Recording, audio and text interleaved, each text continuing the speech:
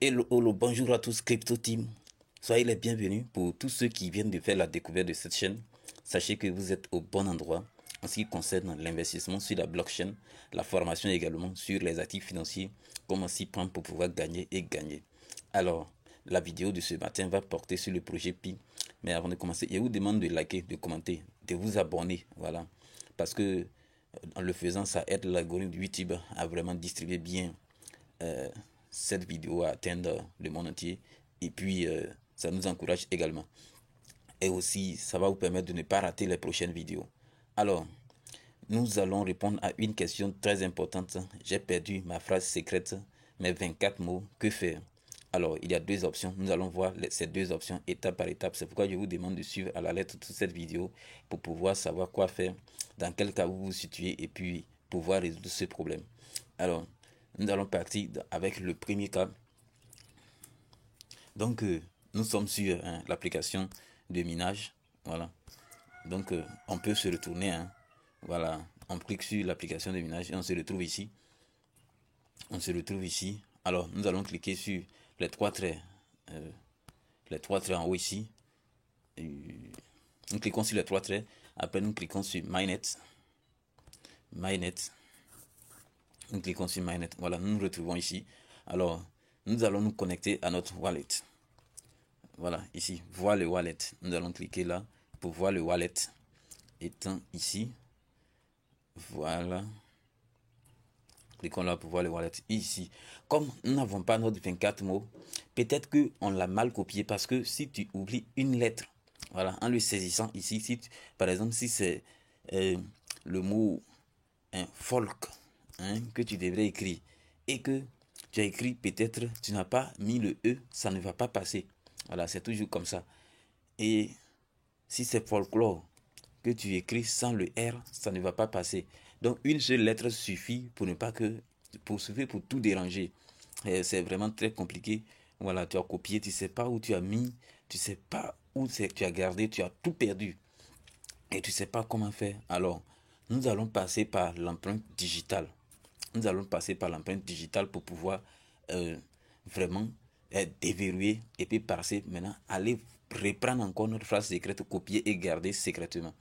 Alors, donc, nous cliquons sur empreinte digitale. Nous cliquons là, ici. Nous cliquons ici. Et on va passer la vérification avec notre empreinte digitale. Il y a des téléphones qui n'ont pas cette option-là. Nous allons voir comment est-ce que eux vont pouvoir faire. Alors, nous sommes maintenant dans notre portefeuille. Nous sommes dans notre portefeuille. Ici, on peut changer, on peut aller sur le testnet. Voilà, on peut changer. Alors, ce que nous allons faire, une fois qu'on arrive sur notre portefeuille comme ça, si on peut passer par l'empreinte digitale, ce que nous allons faire pour pouvoir revoir notre phrase secrète, le copier, garder secrètement. Parce que si on n'a pas, au cas où on perd notre téléphone, c'est fini, on ne peut plus récupérer notre portefeuille et nous allons perdre tous nos pics que nous avons minés depuis des années. C'est pourquoi nous allons cliquer sur en haut là-bas, où je viens d'entourer en rouge paramètres. Nous cliquons sur paramètres. Et lorsque nous cliquons sur paramètres, ils vont nous demander de vérifier encore avec notre empreinte digitale. Et une fois vérifié, on va cliquer sur montrer. Vous voyez, il est écrit montrer ma phrase d'authentification. Montrer ma phrase d'authentification. Quand tu vas cliquer sur montrer, tu vas voir ta phrase secrète. Alors moi je ne vais pas cliquer parce que si je clique, voilà, quelqu'un d'autre peut copier la mienne, donc je ne clique pas. Donc c'est ainsi que vous pourrez voir votre phrase secrète copiée et gardée secrètement. Alors, pour tous ceux qui n'ont pas pu configurer l'option de l'empreinte digitale, qui ne peuvent pas accéder à leur portefeuille avec leur empreinte digitale, qu'est-ce que ces personnes doivent faire? Voilà, tu n'as pas configuré la partie là. Parce qu'il y a des téléphones qui n'ont pas l'option là. Que faire? Nous allons lire le message qui est là, vous allez comprendre ce qu'il faut faire. Nous allons lire le message là. Alors, tel un wallet non custodial, la phrase d'authentification de votre wallet est exclusivement accessible par vous uniquement. La récupération de votre phrase d'authentification est actuellement impossible. Vous voyez, on ne peut pas récupérer cette phrase secrète une fois qu'on l'a perdue parce que l'application Pi ne garde pas de copie. Donc, par contre, on dit ici, il est dit en bas ici, il est dit en bas ici que vous vous avez perdu votre phrase d'authentification, vous pouvez créer un nouveau wallet. Mais tous les pi de vos précédents wallets seront inaccessibles. Voilà, ça veut dire que si vous avez déjà fait une migration, vous allez perdre ces pi déjà migrés. Mais si tu n'as pas fait de migration, c'est le moment maintenant de venir recréer un nouveau wallet. Ne vous inquiétez pas.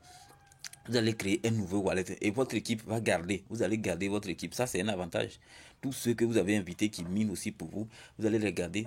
Si vous avez déjà fait une migration, c'est ces pics migrés là que vous allez perdre. Mais si vous n'avez pas encore fait de migration, lorsque vous avez créé le nouveau wallet et vous allez configurer, je vais vous montrer comment est-ce que vous allez configurer les nouveaux pics qui seront migrés vont aller dans le nouveau portefeuille. Donc, nous allons cliquer là. Tu vas cliquer là pour créer sur le bleu là. Tu vas cliquer sur le bleu pour pouvoir créer un nouveau wallet. Pour créer un nouveau wallet. Et une fois le nouveau wallet créé, qu'est-ce qu'il faut faire? C'est là qu'il faut suivre parce que c'est très capital. Donc, on va retourner là-bas. Nous allons retourner sur l'application. On retourne. On retourne complètement. Voilà. On retourne ici. Et nous allons venir cliquer sur checklist Mainnet. On va cliquer sur checklist Mainnet ici. C'est disant qu'on a créé un nouveau wallet. On a fait notre KYC parce que créer un nouveau wallet, si on crée un nouveau compte, tout ça, on serait amené de faire un nouveau KYC. Or, ça prend du temps. Donc, on va venir dans la partie 3. On vient dans la partie 3. Ici, pour venir modifier notre wallet, pour venir reconnecter le nouveau wallet. Voilà. Donc, pour le faire, on va cliquer là. Nous allons juste cliquer ici. Nous allons cliquer là. Et vous allez voir ce qui va se passer. Vous voyez, ne saisissez jamais votre phrase d'authentification sur une autre page non officielle. Voilà. Et c'est ici que lorsqu'on a créé un nouveau wallet, et les 24 mots du nouveau wallet, ce sont ces 24 mots que nous allons copier ici. Ce sont ces 24 mots du nouveau wallet qu'on vient de créer. Ce sont ces 24 mots que nous allons copier ici. Et on copie bien correctement. Copie bien, on saisit bien. Si nous avons copié sur un bout de papier, on copie proprement. Maintenant, ils vont dire confirmer votre wallet. Et nous allons confirmer. Et une fois que nous allons confirmer, lorsque tu vas te retourner ici, tu vas voir que dans la partie 3 là, ils vont dire wallet modifié, portefeuille modifié. Et dans ce sens-là, lorsque votre équipe, tous ceux qui doivent faire leur vérification des KYC vont faire, et puis la prochaine migration, les pi vont aller dans le nouveau wallet. Je pense que ça, c'est un avantage. Merci à tous ceux qui ont suivi cette vidéo jusqu'ici. Merci beaucoup et je vous demande encore de vous abonner, de liker, de commenter si cette vidéo a résolu votre problème. Merci de notifier ça dans les commentaires. Abonnez-vous pour ne pas rater les prochaines vidéos.